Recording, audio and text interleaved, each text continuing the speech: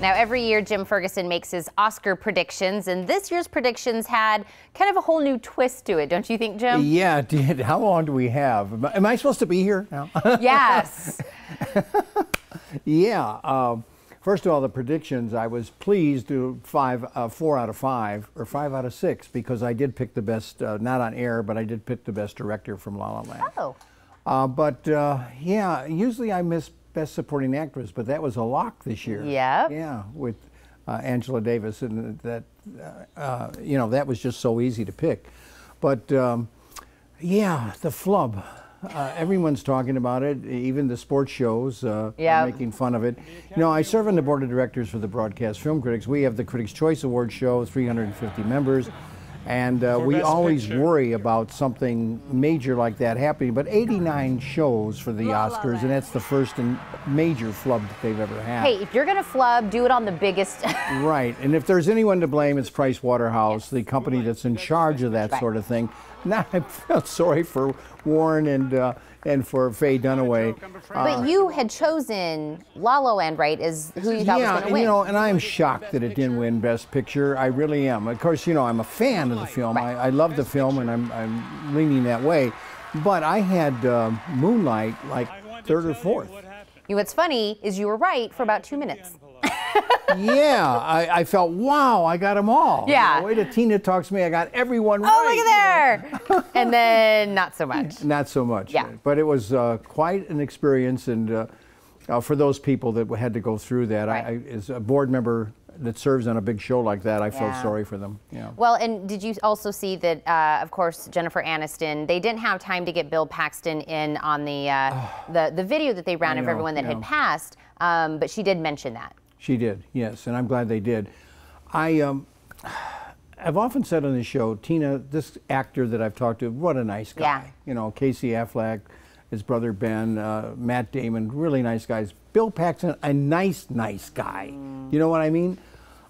Just one of the nicest people, good actor, great, down-to-earth guy that I've ever talked to.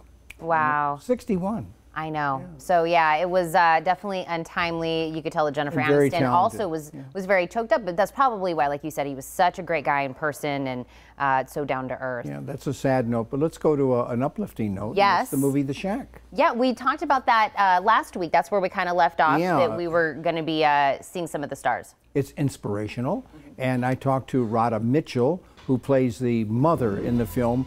Radha did an ABC series, The Red Widow, if you remember. She's in the Darkness, coming out now.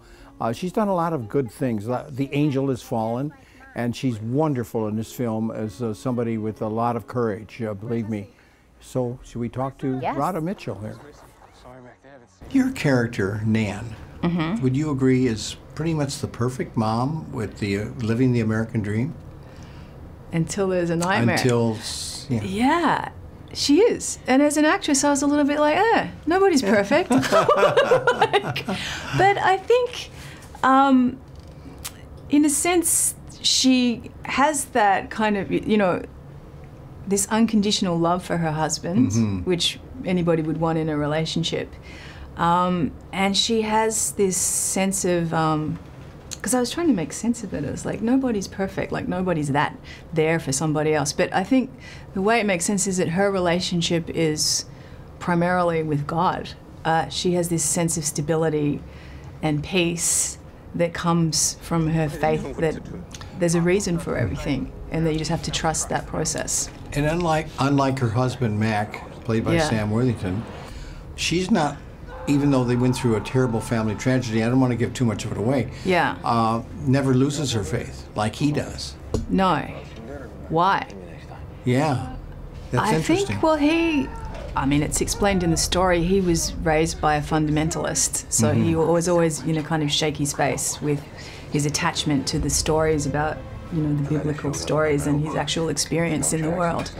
Whereas she, I think, had maybe a less complicated journey. So her relationship, I think, is very tangible. So it doesn't get shaken during the tragedy. But obviously, you know, it's a very painful experience for the family unit and as a mother. You know, unlike I'm trying to get to something here, and I'm trying to think, work it out. You show a great, as an actress, let's put it that way, the relationship you have with your on-screen family is very believable. Yeah. The kids must have been great to work with. The kids were great. I mean, I think I'd put that as a tribute just to the producers and the director, like, that they'd spend a bit of time getting the right chemistry going with the kids. And these young actors were very talented in carrying the weight of this very intense story in a light way. Like the little girl kind of knew what the story was about. Yeah. But at the same time, it was like a fairy tale.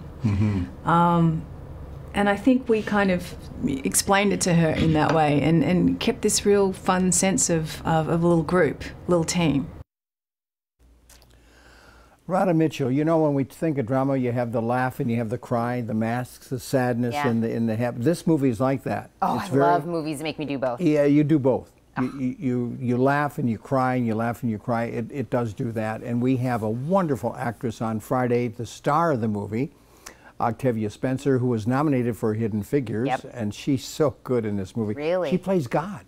Oh, interesting. And, you know, and if God was like right. the character in this movie, you wouldn't mind meeting God. Oh my gosh, that's so funny. Well, I think that's interesting. And coming off of the Oscars and seeing people that were nominated and stuff, it's fun to see what they come out with next. Right, exactly.